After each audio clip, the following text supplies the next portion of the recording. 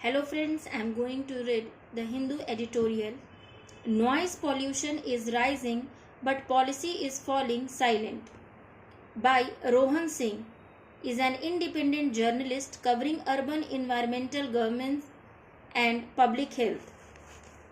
Urban noise pollution has quietly emerged as one of the most neglected public health crises of our time.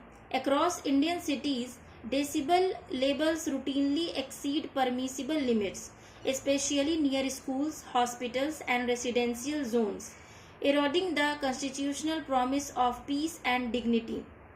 In 2011, Central Pollution Control Board, that is CPCB, launched the National Ambient Noise Monitoring Network, that is NANMN, which was envisioned as a real-time data platform. A decade later, the network functions less as a tool for reform and more as a passive repository. Data are scattered across dashboards, but meaningful enforcement remains elusive. The problem lies not only in flawed sensor placement. Many are mounted 25 to 30 feet high in violation of the CPCB's 2015 guidelines, but in a deeper absence of accountability. Whether biased or incomplete, the available data remains politically and administratively inert. Contrast this with Europe, where noise-induced illness and mortality statistics actively shape policy.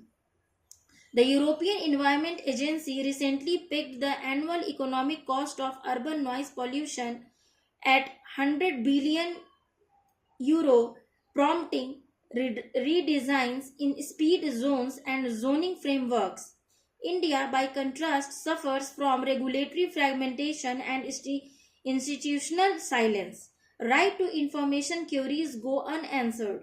State pollution control boards operate in silos, and even in states such as Uttar Pradesh, first quarter 2025 data remains unavailable to the public. Apathy, neglect, serious questions. This is not merely environmental apathy, it borders on constitutional neglect. Article 21 guarantees the right to life with dignity, encompassing mental and environmental well-being.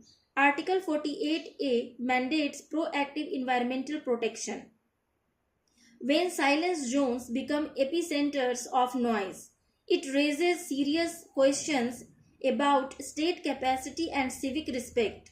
The Noise Pollution Regulation and Control Rules 2000 offers a robust legal framework, but enforcement has remained largely symbolic. According to the World Health Organization, safe limits in silent zones are 50 decibel A by day and a 40 decibel A by night.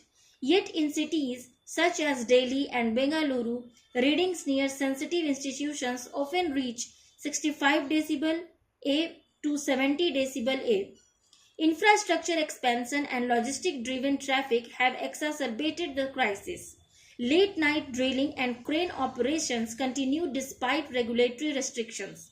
In 2024, the Supreme Court of India reaffirmed that environmental disruptions, including excessive noise, can infringe upon the fundamental right to life and dignity under Article 21.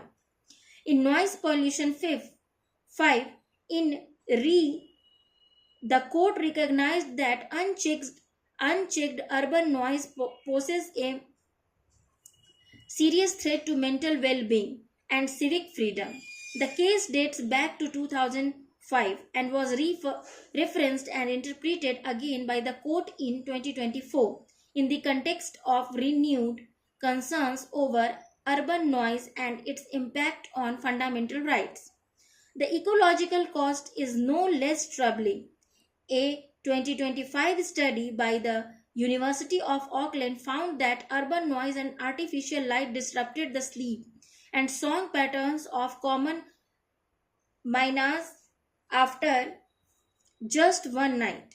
The birds sang less and with reduced complexity, impairing their social signaling. This is not merely an avian concern, it signals a breakdown in ecological communication systems. When biodiversity loses its voice, it reflects a deeper erosion of urban environmental ethics, civic fatigue, and the politics of silence. Urban noise is not just a technical issue, it is deeply political. The absence of sustained public outrage stems from a normalization of sonic aggression. Honking, drilling, and loudspeakers have become ambient irritants, tolerated rather than challenged. This civic fatigue is compounded by the invisibility of noise as a pollutant. Unlike smoke or garbage, sound leaves no residue, no visible stain, only a frayed mind and a disturbed sleep cycle. The result is a quiet erosion of public health, especially among children, the elderly, and those with pre existing conditions. India's legal framework, while robust on paper, suffers from fragmented execution. The noise pollution rules 2000 are rarely updated to reflect urban realities. There is little coordination between municipal bodies, traffic police, and pollution control boards. A national acoustic policy akin to the National Ambient Air Quality Standards is urgently needed. Such a framework must define permissible decibel levels across zones, mandate regular audits, and empower local grievance readdress mechanisms. Without interagency synergy, enforcement will remain sporadic and symbolic. Adopt a culture of sonic empathy. Ultimately, the fight against urban noise is not just regulatory, it is cultural. Cities must cultivate a shared ethic of sonic empathy. Public campaigns should move beyond slogans to immersive education in schools, driver training programs, and community spaces. Just as seatbelt usage became a norm through sustained messaging, honking reduction, and noise sensitivity can be socially internalized. Silence is not the absence of sound, but the presence of care. Where then must reform begin?